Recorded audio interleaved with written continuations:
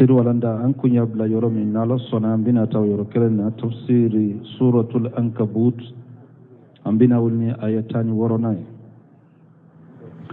أعوذ بالله من الشيطان الرجيم وإبراهيم إذ قال لقومه اعبدوا الله واتقوه ذلكم خير لكم إن كنتم تعلمون.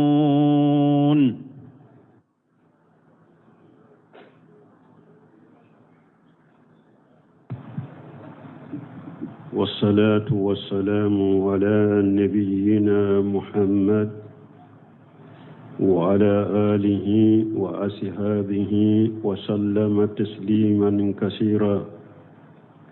سبحانك لا علم لنا إلا ما علمتنا إنك أنت العليم الحكيم. أستغفر الله الذي لا إله إلا هو الحي القيوم وأتوب إليه. اللهم انفعنا بما علمتنا وعلمنا ما ينفعنا وزدنا علما. بي سبري سوية هجرية باكلة أني كمناني أني بيناني أني سبا شهر ذو القعدة من هجرة سانكالو تاني كلنا بسويني وناني ناي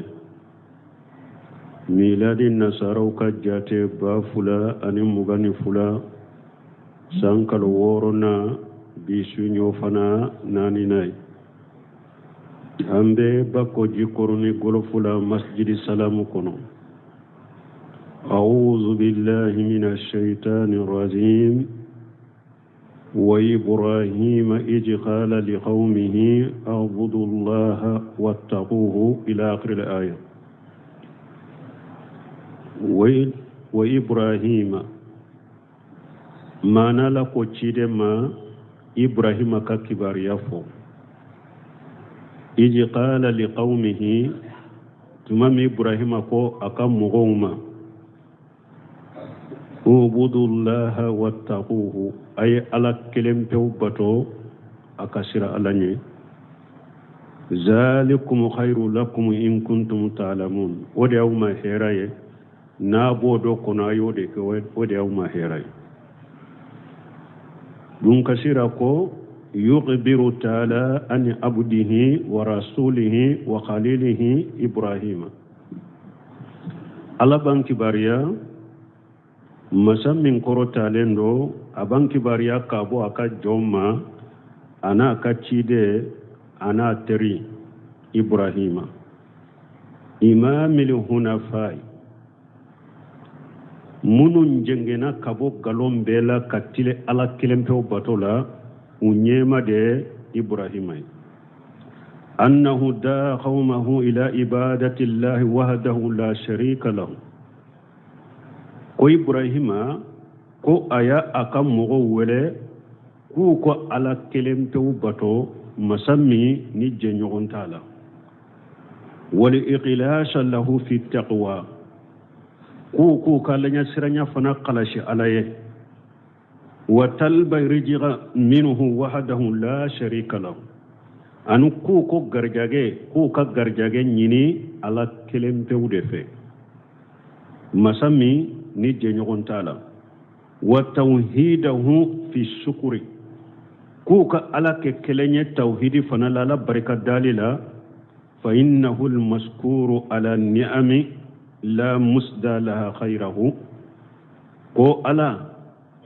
minye masami masala da ya barka da masai akan nema ka na ya kan nema mintile ka da aka jawma ni dimba ta lane alete. wa qala liqaumihi ibrahim ko aka mugoma ubudullaha abudullaha wattaquhu ay aqlisu lahu fil ibadati wal khawf. bato ani siranya aya qalasi ala kelem tawye ذلكم خير لكم إن كنتم تعلمون أي جاء فعلتم ذلك نايا ننك كألا نسرنا قلاشي عليه كبتو قلاشي عليه إجا فعلتم ذلك حصل لكم الخير في الدنيا والآخرة نايا ننك abe hera soro jiya ani lagara na ya kabbato khalashi alai ka kallanya siranya khalashi alai وبك سبب أبي هيرا سرو الدنيا أبي هيرا سرو الآخرة وأن دفع أنكم سر في الدنيا والآخرة وبك سبب كقوجو نيوني كبو أوكا دنيا عن الآخرة بل متوسرين ننكو فامود هذا مدي جمكولو نابا في أكا دنيا هيرا سرو كالآخرة هيرا سرو أيب بطو بقلاشي علي أكا كالنيا سرنيو قلاشي علي كلي hadamade jamakulu na ba fi alaka tora nyoni kabo auka jiya ani lagara aye bato kalashi alaye aka kan shiranyo kalashi alaye summa akhbara taala o kofe ala bina kibari ke aya min be kala donc ninye aya foloye ibrahima ye min fo aka mugo ye na ba fi ka jiya hera suna lagara hera aye bato kalashi alaye akala kelim ke bato na ba fi ka kishi jinya toro ma ani lagara toro aye bato be kalashi alay akala nya siranya kalashi alay ni nye aya foloy aha إنما تعبدون من دون الله أوثانا وتخلقون إفكا إن الذين تعبدون من دون الله لا يملكون لكم رزقا فابتغوا عند الله الرزق واعبدوه واشكروا له إليه ترجعون إنما تعبدون من دون الله أوثانا إبراهيم كون كمغون أو باكي كفيون دي باتو مونت على أباكي كمون باتو كفرالك ويبوليو دي بوليو أباكي كولو دي باتو كفرالك وتخلقون إفكا ناو يرباكي كغالون دلا تخلقون إفكا كريموني بولين نونو أو يرد يو دلاني أبولوي أو يرد بولين نونو شيء كو دلا ناكا بولوي كغالون دلا كبولي دلا كابلا نيما فين دو سورة لا كوكي ألاي كابتو ناو يرباكي كغالون دلا إن الذين تعبدون من دون الله أو أباك كمونم باتو ني ألاته أباك كمونم باتو كفر ألاك لا يملكون لكم رزقا متسكا غرجاغي مرا أويه غرجاغي تو بولو نو بسكا أودي أوما فابتغوا عند الله رزقا أو مغمم بك غرجاغي ني ألا دفع إن الله هو رجاء ذو قوة المتين onana ayavrela ala de garjagale masaye ala ye fanga griman tigiye garjage te damfe mbolo koy ate usula bolo garjage te dingne so bolo garjage te jinye bolo koy be kantigali kaye garjage te su bolo koy be ta jiara ka kantigali kaye ko aka garjage kila garjage te nishi bolo fabutahu indallahi rijqa ay garjage nyini ala defe wa abuduhu aka ala kelim pew bato aka na foy fara alaka waskuru lahu aka barika da alaye ayen nema minke awye ilayhi turjaun aw abbe sagi kata ala de malla garade abbe sagi kata ala de malla gara duma bun kasriyen nonu fana fo ako summa akhbara taala anna li asnama allati yabudunaha o ko fi ala nanan kibariya ibrahim na kamo ka kibariya la ku bake ka boli munun bato la tadurru wala tanfau ku ka borin nunun te sika mugo toro ute sika mugo nafa wa innama iqtalaytum antum laha asmaa sammaytumuha alihata aw yere de yettogo do tigaw kunna ku wele ko bato few kasoro bato fewnte wa innama hiya makhluqatun mislakum abake kamunum bato dan fewnde do komi aw nyogo qala adadu min ahli ilm doni ke baga jata do ko wa tasnauna ifikan abake ka galondila ay tenhitunaha asinama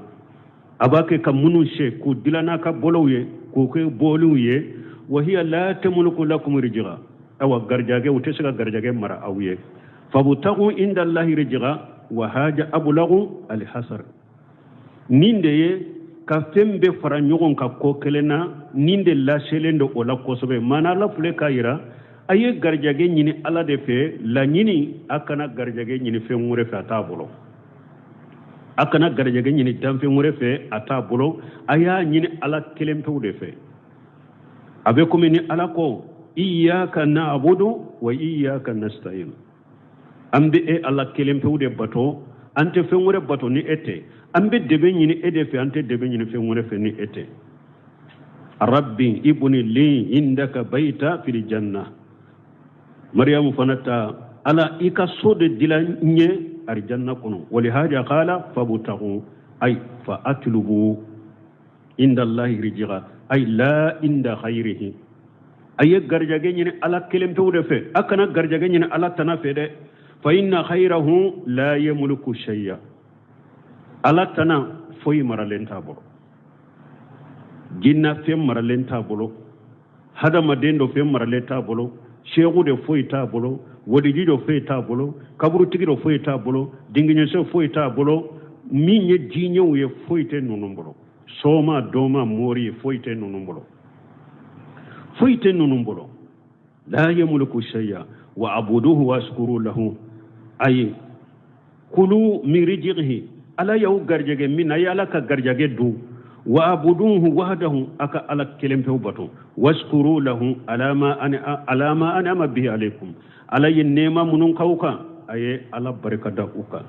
ilayhi turja'una yawm al-qiyamah ay yawm al-qiyamah ay wa bebe sagi kata ala de ma qiyamah don fayujaji kullu amin bi amalihi ala na barakila kelenkele ani sara ni kabarai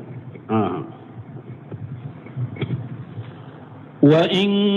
تكذبوا فقد كذب من قبلكم وما على الرسول إلا البلاغ المبين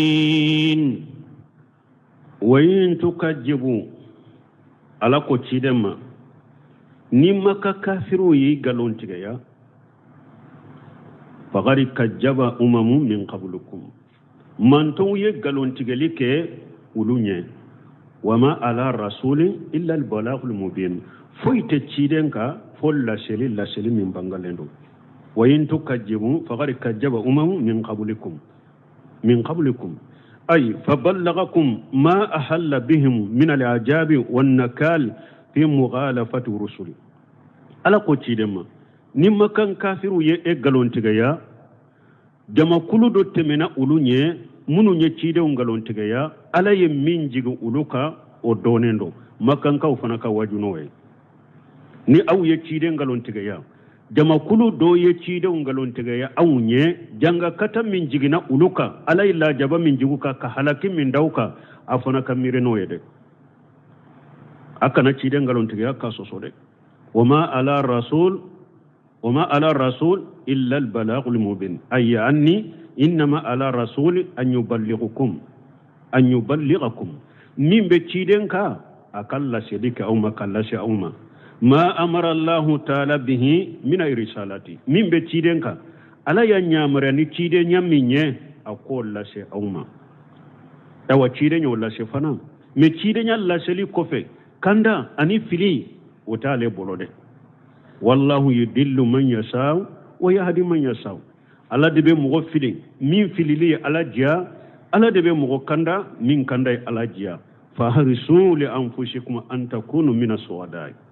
mi aw kanka korto kam minke akanka min kan wa yereye akaw jija ka ke mogo kunna diwla kanda bagaw wa qala qatadatu fi qawlihi wa in tukajibu faqad kajaba min qablihim qala yu'addi nabiyahu sallallahu alaihi wasallam akochi ala bafe kaka chide katajiya mana kaka chide wajude ka dusukun sabati qatadatu akola ben nunu nyogona fo chide nyede ka dusukun sabati ka waju ka dusukun sabati aka welelika tora munum bedda ka galontigali munum bedda ka nimma kan kafiru ye galontigali ke ka chide galontigaya manto munun temena ulunye manto munun temena unye makankan ufana chide ngalontiga yade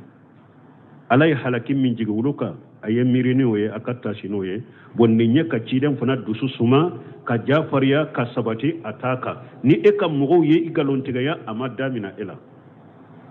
ciden munun temena kam manto nyu galontiga ya de me umu ka ciden ya bilade umu ka weleli bilade ewo e fana ka kontine itaka foite eka ni la selite kandani fili obe ala de bolo أولم يروا كيف يبدئ الله الخلق ثم يعيده إن ذلك على الله يسير ألاكو يقول تعالى مخبر عن قليله عليه الصلاة والسلام ألا بأن كباريا أكاد تريما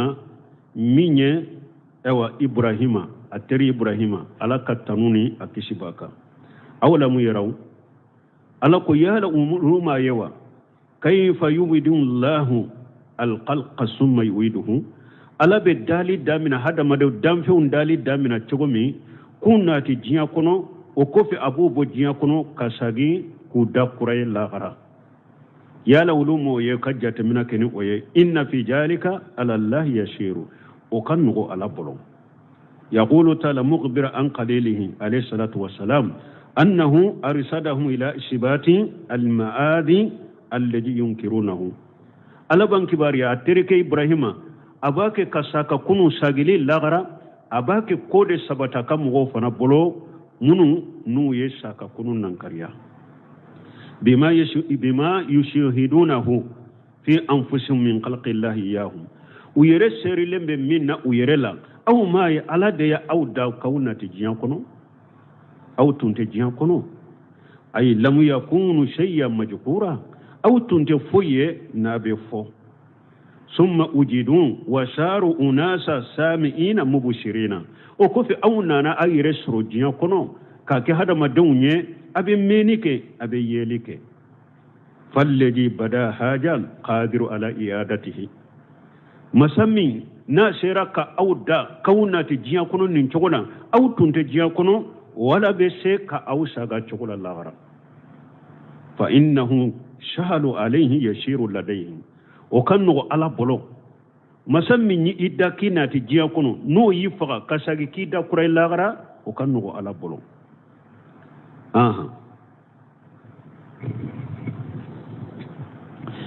قل سيروا في الأرض فانظروا كيف بدأ الخلق ثم الله ينشئ النشأة الآخرة إن الله على كل شيء قدير وكفي إبراهيم أباك أياك مغوب بلا سرا كو كتامد دغو كولوكا نوفر كولوي أنود سكون أقوم قل سيروا في الأرض أفوي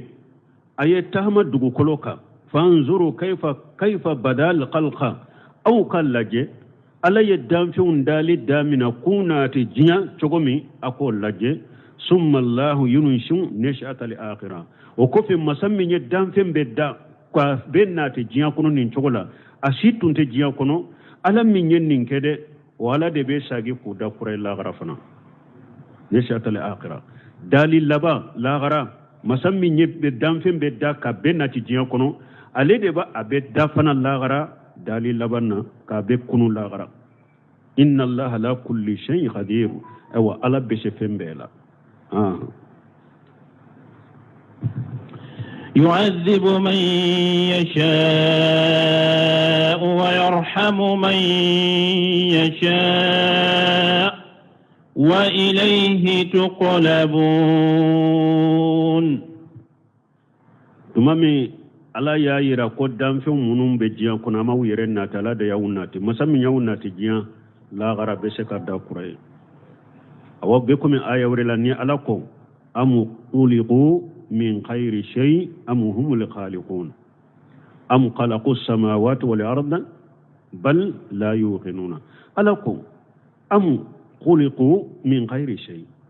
ala ko hada madew yala awda fi awyeda awda na de ba kasoro fe mawdawa awda na kana jiya kono re ko fe mawda de wa am humul khaliquna ubi aw yere de ya yere da am khalaqu samawati wal ard ube hada ma de danfew aw de sankabolon fuladawa aw de dugma kolon fulada bal la yuqinuna umanni shike hada ma de munum be jiya kono aw mana jiya kono na wire dam masa de bawula ayire ma yiredda ama sankabada ama dugu kolodda min min ya toye saka kunun nan kariya ate dankane ne Allah ko de duru wodi ato ya nan kariya o ko fala ko yu'ajjibu man yasha wa yarhamu man yasha ay wa huwa al-hakim al-mutasarrif ala de kiri bagay na abe kun yelema akadam feunna alladhi yafal ma yasha wa yahkumu ma yuridu ala de be fenke femmi nya dia ala de be fenkiri ayemil lanyine la muaqiban li hukumihi ni ala ye kiri min tige kabila no bo bagati ala ka kiri la no mina bagati ala la koy ko ala nin kiri tigete amanye an kan no mina ayu wote ala la na ye min ke chogomi aka ka o chogo de la wala yushal amma yafal wa hum yashaluna awa ala ni ala ye min ke nyinin kali bagati ala la koy ala munne ye nifo ala munne ye ninke nyinin kali bagati ala la me danfe nawu ye minke ala ba awde nyininka falahu alqalqu wal amru dali be ala de taye nya ko be ala de taye mahama falan fa adilu mahama falan fa adilu ni ala ye fingo fenke abetile ala de li'annahu almalikum alladhi la yajlimu misqala jarra ala de masamarale ala de masayu masamminye marale kelaye atem mo toro ni misqala jarra hake كما جاء في الحديث كما أننا حديثنا تقومي إن الله لو أجب أهل السماوات وأهل الأرض وأهل أرضه إن الله لو أجب أهل السماوات وأهل أرضه لأجبهم وهو خير جالم لهم ni alay sankaba dunke dugma kolo dunke ni alaya be halaki ama tonyo ale de damfenya wiyo parce que al qadariya mogo munun be latigen nan kariya nimba do bolo ko ni hada maden ni ala soso ikira filibante ko ala de ma latigi kawa ko ni ala ya latigi ka e filila ki ke filibante ko ni ala tara ella jaba la gara ko yala ala mi tonyo nimbe do ka hakile roba tola abe do ka hakilila nin ka bo ka hakile hadisa be ciden ko sankaba dunke be duguma kolo dunke be ni ala ya be la jaba amautono munna ale de taya wiyo e de yireda ale de idaki nati jankono walillahi almasalul ala misali la e ka saga e ya amara e ka saga mona e ya amara don mi mako sera makake sogoye iya kantige ka sogodu ya tonyo kasore mo da yiro ala de ya da ala de kan nema do min ni ede ya mara ala ya ake kan mara fenye ka duni daga ye ni e ya mara don mi mako sera sogo ma ya kantige ka sogo jane ka sogo tobe ka du ya tonyo dewa ita de don e wa hada madum fana damfe fana ala de taye awye na ye bella jaballa gara yira mamu go sitonyo janko abe jinya kono ayaw bila jinya kono ka cide unde ci awma ka kitabu jigawka fa hadainahu najdayn imma shakira wa imma kafura ala yi kanda ka sira fula de yirila cinya fura fule kuna dia sira fule arjanna sira fule jannaba sira fule ciden ciri ma kitabu jigini ka kaninje ya aya hakili kila fana hakili bila fana ibe cinya ni ngalon bo nyogona nya dirima ni be se ka cinya ni ngalon nye tilo dirima ni be se ka cinya ni ngalon me bo ni e filila ola e ye cinya toyela karjana sira toyela ka jannaba sirata ni tara jannaba joni toyo e yere kunde yere toyo ala mi toyo de ala be mugo kanda ke mi nyajia abe mugo fili mi nyajia mo sebelembe lahul mafujudela wo yella tige minye wo sebelembe lahul mafujudela mugo shita do kon ne sebelembe lahul mafujula kunna dia jombo do mugo shita do kon ne sebelembe lahul mafujula kunna gode nimbe e ka droni na na jia kono e ka bara nyuma de ko kullu muyassaru lima khuliqa lahu hada maden kele be ala yi dashira min kama abo shira bara de noyege ni arjanna denye arjanna sira bara de be noye ni jahannaba denye jahannaba sira bara de be noye awa ni mugo ni ala soso yela kuta ala yi bila jahannaba kono ami tonyo de e yere de yero kun tonyo ودياتو جهنبا دون يري نو بدو جهنبا ويري دي بافو أنا كاكا أني جنني كاكا أني جهنبا دوني كاكا قالوا لو كنا نسمع أو نعقل ما كنا في أصحاب الشعير جهنبا دون يري فيليتو جهنبا كونو بنين دفو تمامي أنتم بجيان كونو نينتم بفو أني نا أنتم يافامو لو كنا نسمع نينتم بفو أني تنيا مينتم بفني جيا كونو نانتم يا لامي كافامو أنتم تدو جهنبا تاسما كونو يا من مينتم بفو جيا كونو أني أنتم تم أودي لامي كاني أنتم مودي فامو أودي يا الله سي جهنبا مايا بلا قد جاءنا النذير فكذبنا وقلنا ما نزل الله من شيء جهنم دوم بنين فوفنا بغبغلي كلان نانا مده بغبغلي كلان نانا مده مي انيا غالون تيغا ياده انكو علامه فوي جيغي ودا يالله سي جهنم مايا ala te mo to yode ci de won cira kitabu jigira nimmin kandara ya aka ikandara yere nimmin filila ibedo jahannaba kuna la mi tono hari annan ka bato ni ala yan jani jahannaba kuna ma mo si tono ale de ida ale de taye nyabi mbila ale de yakila tilo mbila ale de yakila hakili mbila ale de yakila joli mbe shirikire fare koro kono ala de yakila ale de taye ale de damfenye hari ni ka bato na yilla jaba mi tono janko ala bato baga atilla jaba te baga mo sima miskala jara hakate mo tono nay mo tara jahannaba e yere de yere kuntono ala mo tono de la tige ci ala mo tono de e garjage fuleke hada made be jiyan kono garjage be minna ko sabele be lahul mafudula garjage te minna sabele lahul mafudula me mo juman sigira konne ne garjage te nela don sigira ko beye bara de ke min ba soro ya soro min ta soro isegena iye barake ka sege ima soro fo saya nanima ne jon sigira awa bato fana bo chogodela jahannaba kuni arjanna ko fana bo chogodela asebelembe ne eti ka jahannaba de nyado ite ka arjanna de nyado nimbe e ka jiyan kono e ka bara de ke ni ala yidda yoro min kamo bara nan ngoye abe komi garjage fule garjage be minna garjage te minna abe sebelendo lahul mafudula ni mo shima sigi ko garjage te ne lanka bara bila beye bara de ke donc munum beta dilo nununa ko ni hada made ko ala ko alete mo tonyo ewa ni mo min filila ko ala ko ewa yahdi man yasaw o yidillu man yasaw ko ala ko be mo kanda nin kandali ya jia be mo fili min filile ya jia bo ni ne filila ala tara ne do jahannaba kono yala yi amin tonyo hari ni ka bato na yijani jahannaba kono mi tonyo janko yini ka jumugo e pi fana do be do fo ko iba soro jiya kono ne ye sambi woro de ke ala sosola ne munna ne be badake jahannaba kono kasoro ne sire jiya kono sambi woro de munnante jani jahannaba kono sambi woro ngabo o fana nyini ka nimbe nyini kali posera ahli sunna wal jamaa ka gida tiguma ne ye sambi woro de nyana ma ya jiya kono ne sambi woro de ke kafiriyala ne munna ne be ta badabada ke jahannaba kono amba fu sambi woro de ka jiya badabada yo ika ji shi barabara kera jumae ika sambi woro ni ka jiya barabara ke ala sosola ibeta lagara fana barabara ke jannaba kuno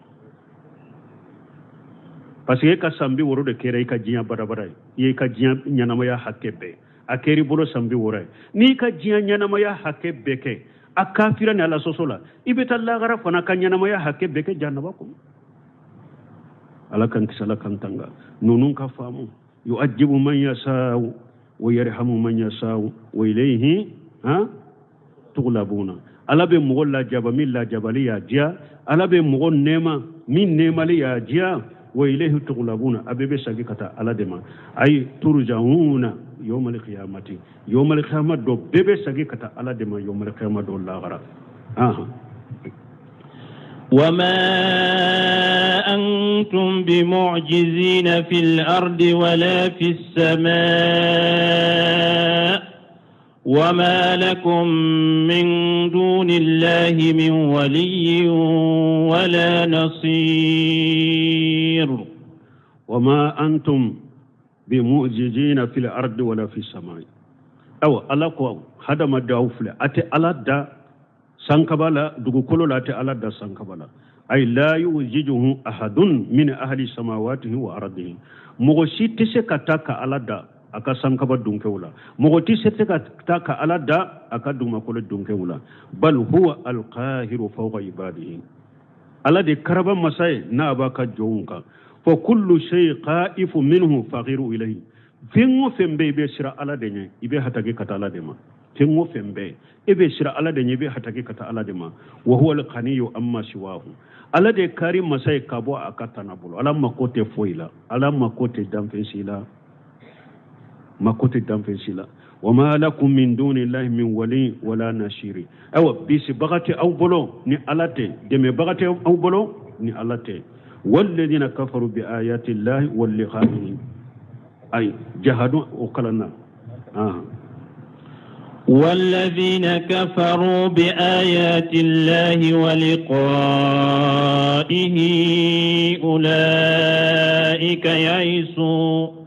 أولئك يئسوا من رحمتي وأولئك لهم عذاب أليم والذين كفروا بآيات الله ولقائه ألكم ومن كافرين alaka taman shawiya ayati kauniyya wa shar'iyya ayati kauniyya munye sanka bawlon fula duguma ko lon fula alaka damfen do nim goddo yan nakariya ba fode ma ayati kauniyya ayati shar'iyatu shar'iyya sariya ka aya qur'ana ayaw nim go minye nunun nankariya ibanna nunumma wal liqa'ihi alakum be nyogonya fana lagara ibanna o fanama imaso fanama ay jahaduha wa kafaru bil maadi ni mugo bannan na ikafiriyani saka kune qiyama ulaika yaisu ni rahmati nunun tigila mugo de jigi tigira ne alaka nemala ne alaka nemana yurwali de nunun jigi tigilembe ne alaka nemala ay la nashiba lahum fiha ni yurte nununye ne alaka nemala min kafirani alaka ayawye min kafirani alaka kumbe nyogonya lagara kan nunun nankariya ka kafirani nunuye ni yorote e bolo alaka nemala ulaika lahum ajabu alim awa nunu la jaba ben nunu de la jaba min bu ladimi ay muajjum shadidu fi dunya wal akhirah la jaba ben nunu de min bu ladimi jiya ani lagara فما كان جواب قومه إلا أن قالوا اقتلوه أو حرقوه فأنجاه الله من النار إن في ذلك لآيات لقوم يؤمنون فما كان جواب قومه Ibrahima kamugo ka jabu make foye ka Ibrahima jabi ni wajulu cenyu nin delila jelew me akamugo ka jabu make foye ka Ibrahima segere illa an qalu uqtuluhu aw harriquhu foko aya faga aya jani tasuma kuno faga ko jugu fagali faga chogo min ka juguni faga chogo beye alaka terike Ibrahima yo sugantia kayere nin kuma bo kayere nin di alama ka tasuma donita alaka tauhidi ka sabati dugu koloka ayen yam fanal lamere mbalima aya jani ambe mun famu ya foro bonkasir benafo akotuma mu desera Ibrahima yedde delila ni huja munun fo o nyogona delela utu bolo o nyogona huja utu bolo nu be se ka Ibrahima jabi uya yelema fangala an kan ka sheyirala parce que della tu bolo awa ko be nin chogodela fo kata jiwoli galon tigi kelen kele be ni e ya huja jwa kani delela uye ta yoroma sura bola le ba yelema ka keminye fanga aya bugo aya do kasola aya faga aya ge aya bomi shirikuno nu desrela delela wala dronin de bena ako yaqulu taala mughbira an qaumi ibrahima fi kufrihim wa yinadihim ko ala ba fonye kankibariya ibrahima kam mugon o ka kafira o ka kanna geleya o mukabaratihum anu nu yu yere bonya wa dafihum al haqq bil batil ani nu ye galonke ka cinyanyoni annahum ما كان لهم جواب بعد مخالة إبراهيم هذه المستملة لهدى والبيان كو جاو سوما سروبولو إبراهيم كما منون فلنيني كما منون بكندكا كما منون ببانجليكا نين كما نون بورا إبراهيم بورا بيبي كندكا بيبي بيانوكا ميوكا جابو مكي فوي إلا أن قالوا اقتلوه أو حرقوه وذلك لأنهم قام عليهم البرهان بس كلون هوجا جوروكا دليل جوروكا وتوجهت عليهم الحجة هوجا يسر فأدلوا إلى استعمال جاههم وقوتهم وملكهم تمام هوجا جوروكا بونكسر كو تارا ميسيسا وجنجنا كبو هوجا نونما كتا منكي كتا سيب مبوye masaya mumbu bolo fanga mumbu bolo usage utara katuka fangana anuka masaya kubo de bole Ibrahima ka tumami huja ujoruka delaw joru ulute se kanyoni uya yele mafangala ku ka fanga yira ku ka mara yira la qalu uko ubunu lahu bunyana wonana aya wurela aye kuru do dila aye kogo do dila aye faluquhu fil jahim akabila tasuma kono faradu bihi kaida alaku yefere jugu la nyini Ibrahima fajalinahum al asfalina ala yukem mo ye unu ka fere nu ka dabali be kubila duguma awa bebe o togode la fokata jewule anka jonni aya fanakar fama kana jawaba qaumihi ukajawa kama ukajawu make foye illa qalu uqtuluhu fo kore ko aya faqa wa harriquhu wa bi ayajani fanjahu Allah minan nar ala Ibrahima kishika botasumala awam balma awun tawfana fule tumami aradu be kuka nu ye kuma fo aradu be kuka nu ye kuma fo aradu be kuka u desera delila tubolo huja tubolo nu be seka aradu ke tinyatikuka u ya yelema munye sariya u do kadila ni mogo min nanini ke ni mogo min aradu ke akado kasola abe wuli nimbe kaya abe wuli nimbe kaya ninta nyewu mogo donna tasuma kono ninta wudi sabatile kama ala ye tasuma kuma sumaye an be sira munye ala ta kufe Ibrahima donna tasuma kono tasuma majani Musa donna baji kono amato baji la Yunusu jege ya kono jege masheka don ala ko jege ka bo Ismaila muru dara ka ko aka kantige ala ma kantige akuma borana saga jigi an be sira munye fende be sike kamogola ni ala maso fende be sika ke mogola ni ala maso tasuma uye kuru de dila tawsir kelaw ba fo nin tasuma ya ma ke tasuma fitini fana de hari muso nu kono mawdo tawsir kelaw ban anati chogo mu be dafale ndeke ni ne jigna ni nye chede soro Ibrahima ka jani e wa logo beta logo do logo ka fara Ibrahima ka jani logo ka kuru berebele badla ka dogo fara ɲɔgɔn ka a kɔnɔ tasuma menene mɔgɔ tɛ se ka gira la yɛrɛ tasuma menene mɔgɔ tɛ se ka gira la bunkasiri b'a fɔ wajalika annahum hasadu fi jam ahtabi ajimatan muddatan tawilatan bunkasiri ko yu jija ka logo caman de fara ɲɔgɔn ka furancɛ ja ko ke ka logo fara ɲɔgɔn kan hawatu hawlaha tumamu ye nogo in fara ɲɔgɔn kan u ye kogo de kɛ ka logo in ka lamini ka kora la summa adramu fiha an-nara o kofu ye tasuma mine ala fartafa laha lahabun ila anani samai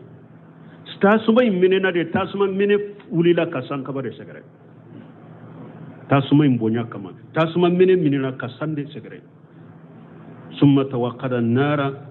ma lam yatawaqqadu narun qattun ajama minha bunka siri ko tasuma ma dele ka mene jiya kono min ka boy Ibrahima ka jani tasuma min tasuma ma dele ka mene jiya kono min ka bonai summa amadu ila Ibrahima o ko fi utara ka Ibrahima mina faktafuhu uya fara nyogonka wal qawuhu fi kifatil manjanir uya bira manjanir kono manjanir e munye a fitini de fule ni mogo be kono genai uba fo de be manjanir nube kabakuru kala ka munumunu ka filikata manjanir folo la kele tumbe kenai no ba fe ka dugu ci be kabakuru berebere ka ba kala ka to ka munu ka filikata dugu kono tumami Ibrahima tasuma minena wulila ka sammina ulu yere kono na filila mogo te se ka gere tasuma la ibulisa de shetane da ne nanuma aku ka do manjani na uku to yoroja uka do manjani na ku to yoroja uka fili kata tasuma ma uye ibrahima fili kata tasuma na ni jogo de la summa qajafuhu fiha wa kofi uye ibrahima fili tasuma kuno fajalaha allah alayhi baradan wa salama alayhi tasuma ke ibrahima ka sumaya ani kishi fa innahu bajala nafsahu lirrahman ibrahima ya yirdi alama aya yirdi alama wa jasadahu linirani ibrahima ya akafar kolo de ayadi tasmama wa saga bi waladihi lil qurbani ibrahima ya fonnan shirake ka dendi alama ismaila ko ba kantige alai wa fadaina bi jubuhi azim wade ko so ko wajala malahu lidiyafani ibrahima ya akanna fulu bellabila dunawunde dunam gonya baka ngana de tunye ibrahima bun kasiru fule ka baraw do de fo ibrahima ya ayere kundi alama nyire kun ka tola alaka tauhid ka sabati dugu kolo ka menen nin ka tola ibrahima ya nindi alama ibrahima ya fari kolo di tasumama tauhid sabati likama ibrahima ya denda kwa ba kantiga ka ke bato fe alai ibrahima ya kan na folo do duna wunda fe wali haja istama ala mahabbatihi jami'u ahli al-adyan ninde koso dina tigi be jera la ka ibrahima kanu dina tigi be wo be jera ibrahima ka kanula yahudaw ya kanu nasaraw ya kanu silamaw ya kanu dina tigi be ibrahima kanu ninde koso alai ibrahima ala ya kenyemai inna ibrahima kana ummatan qanitan lillahi ako ibrahima kera nyema de ni akera alimami mo ba ladege tawhidida awan balmon dina defa bagaw fule ni ko ne nyema ne be joyoro la awde ni nyoro yema wuye awde ni to nyema wuye aka joyoro fule afari kolo anni ayadi alama tawhidi ka sabati sunna ka sabati ne awbe tawhidi ko karni sunna ko karde la kawye nyema ye akana to jiya kono de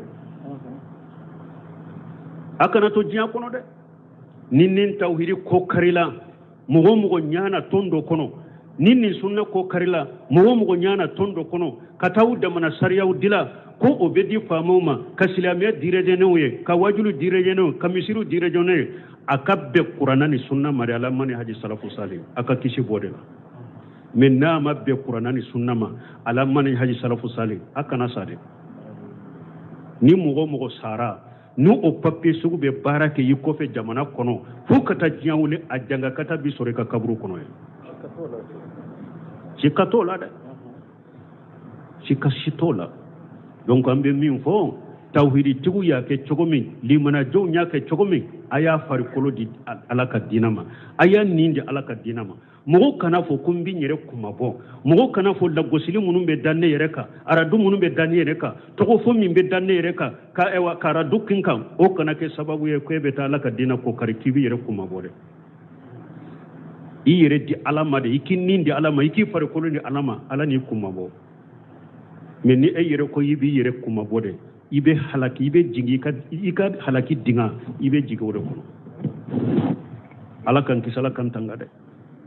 mbalimo tawhidi tigu fule anye sunna mo de anye sunna mo anye tawhidi tigu fule de u yere di alama ko far ko di tasumama alaka tawhidi sabati len kama awa depuis gale fana galon tigu be nin choko de la nu desara mo na ewa delila wala dro iba yele ma fangade ko ka fangade irila ko ka joyoro irila ko ka mara irila o de fule ka ke jamanan ko ba fa ko de ira me wala yahiqu bil makar wala yahiqu makaru shay illa bi ahlihi ala ko dabali jugu amanka bi mo shika ni yere kunte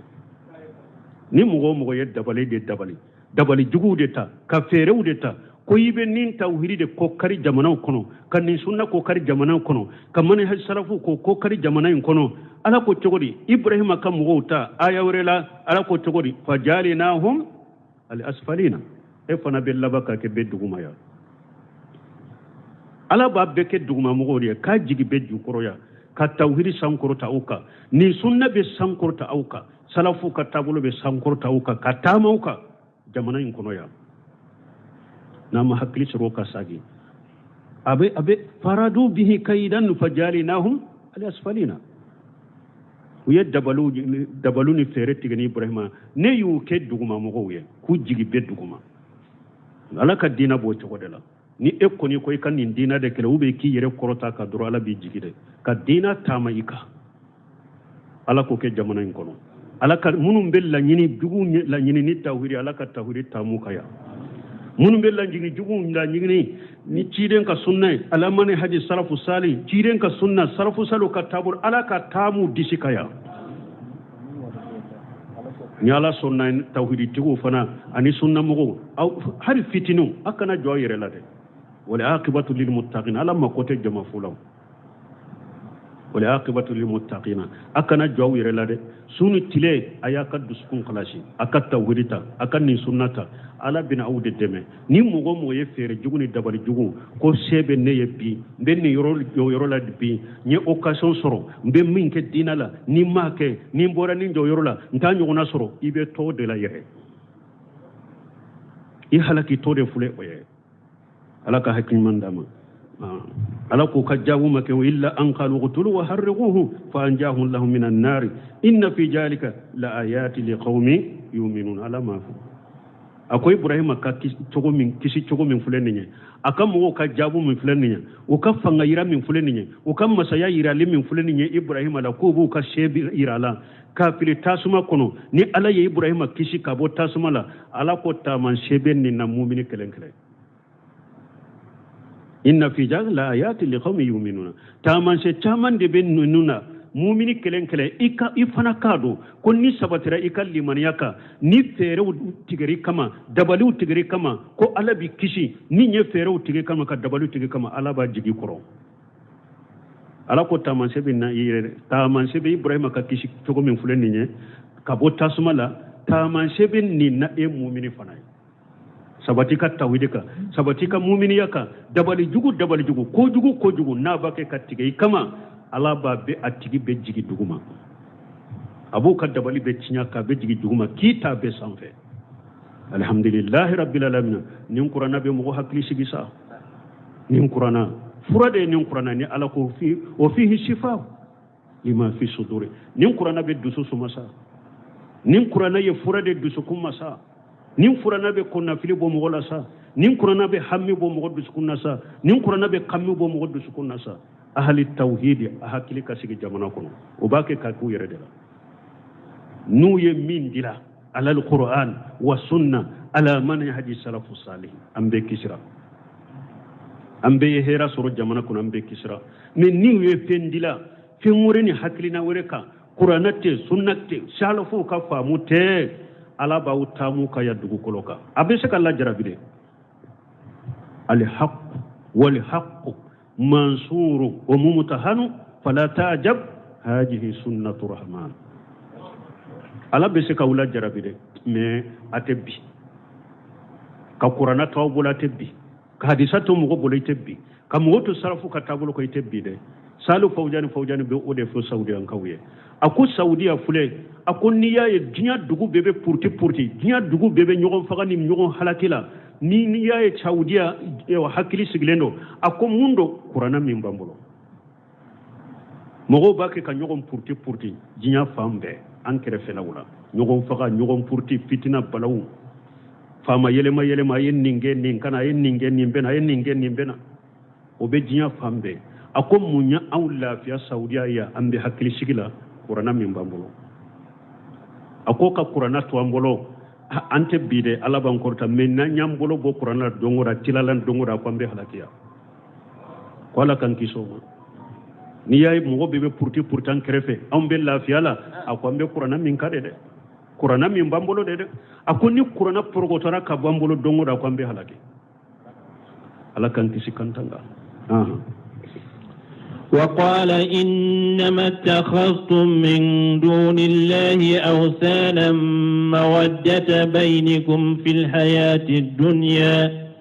ثم يوم القيامة يكفر بعضكم ببعض ويلعن بعضكم بعضا ومأواكم النار وما لكم من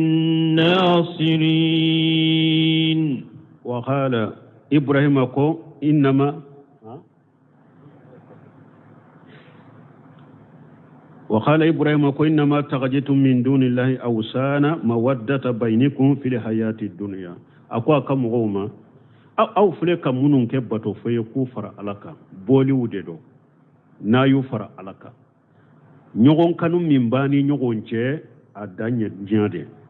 يقول لقومه مقرئا لهم وموبغا على سوء صنعهم في عبادة للأوثان إبراهيم باكي كافا كما كل غوشي كدسو تنيا كل غوشي ويبولي منون منا كفر علىك إنما تغجتم هذه أي نون منا لتجتمعوا على عبادتها في الدنيا صداقة وألفة منكم pour diya kono ana fara nyogon kaw ka batola teriya bani nyogon che nyogon kanu bani nyogon che parce que aye nyogon soro bore bato minna abe nyogon kanu noye je nyogon ya bedo ani nyogon chin oye wulu fatan ba'dukum li ba'di fil hayati dunya jiya nyana mayina abe nyo ajera nyogon ajera boli bato ni musrikiya minna o musrikiya kanu ani aw jera boli bato minna o kanu bani nyogon che jiya kono wa haja ala qirati man nasaba bun kasir ko munu nye sigirin ke nasaba e uluka tawsiri de fulen nye mana ayen nunu mina ku fara alaka u kabbatoli mi aye fara nyogon kam min ke u kabbatoli la o kera sababu ka fara nyogon ka kanu do an nyogon cha mawaddata bainakum ala annahu maf'ulun lahu wa ma ala qirati rafi famanahu inma ittaqajukum niyake arafuye mawaddatu niyake oye aw yennin bori mina haja litahsula lakum almawaddatu fi dunya faqat pour aka nyogon kanu nuye jinya kono doro summa yawmal qiyamati o ko fe yawmal qiyama don yenin ka is ko be yelema ukunka ubeke akisuye haja halu fatambaghi hajihi sadaqatu wal mawaddatu bughdan wa sananan awa afule nyogon kanu mina na ye nyogon kanu min ke bori bato ila jiya kono ya yomal qiyama do ni nyogon kanu be yele makka kani nyogon che nyogon jugu yai ani koniya wodi ato ako fa yakfuru ba'dukum ube wodete yakfuru ba'dukum bi ba'di aye boli bato minke aye nim boli bato lu minke nim boli bato kera sababa ye nyogon kanu jiya kono ya me yomal qiyama do abe kafirani nyogonye abe nyogon fisir waliya abe kafirani nyogonye ay teta jahaduna ma kana bainakum kanu min tumbe ani nyogonje yomal qiyama do aba kumbe obokero aba kumbo akoro aba nankariya woyele anu badukum bada yomal qiyama do abe nyogon dangay أي أن الأتباع المتبوين والمتبوون الأتباع منهم يبتو لك أبو كبتو فيهم ويمنهم بتو أبو دنگا منهم فنا بتو راو منهم يبتو أبو دنگا يوم القيامة دو مغو فرلا نيغون كغالونكا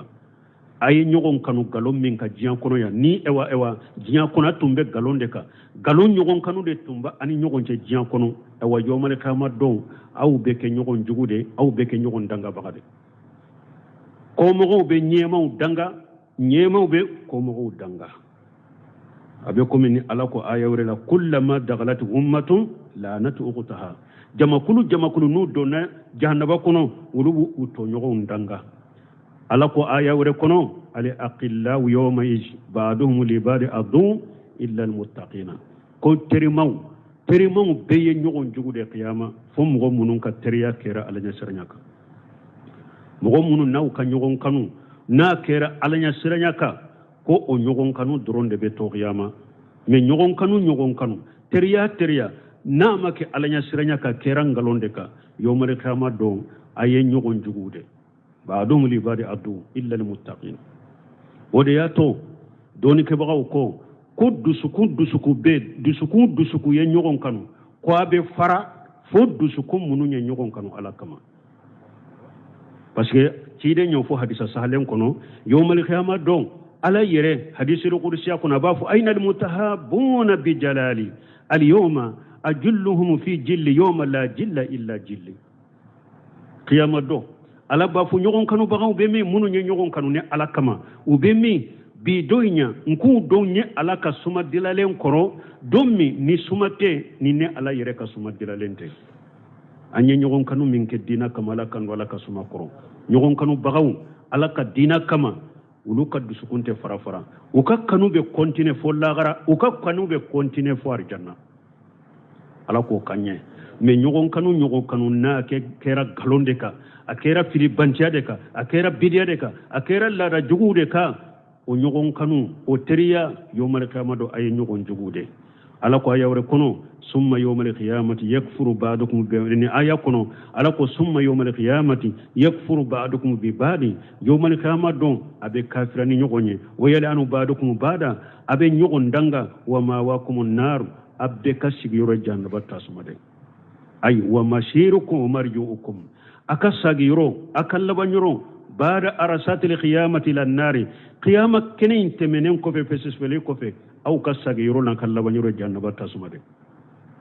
munu nyogon kan musirkiyaka ani bidiyawka wa ma lakum min nasiri yansurukum deme bagataw bolo ye min baw deme kisi bagataw bolo ye min baw kisi kabo ala kala jabama wa haja halul kafirina famal mu'minuna fa bi khilafi jalika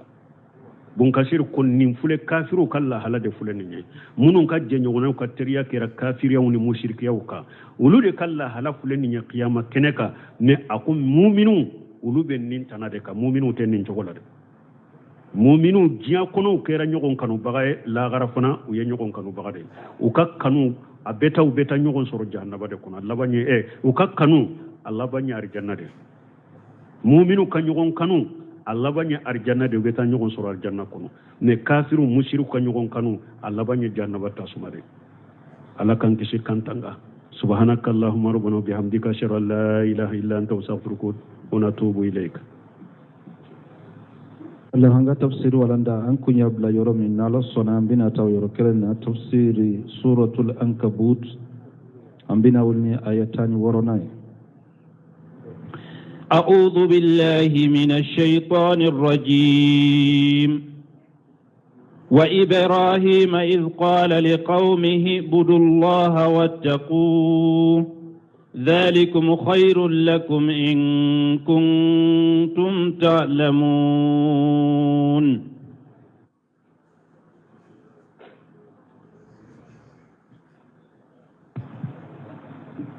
والصلاة والسلام على نبينا محمد وعلى آله وأصحابه وسلم تسليما كثيرا سبحانك لا علم لنا إلا ما علمتنا إنك أنت العليم الحكيم أستغفر الله الذي لا إله إلا هو الحي القيوم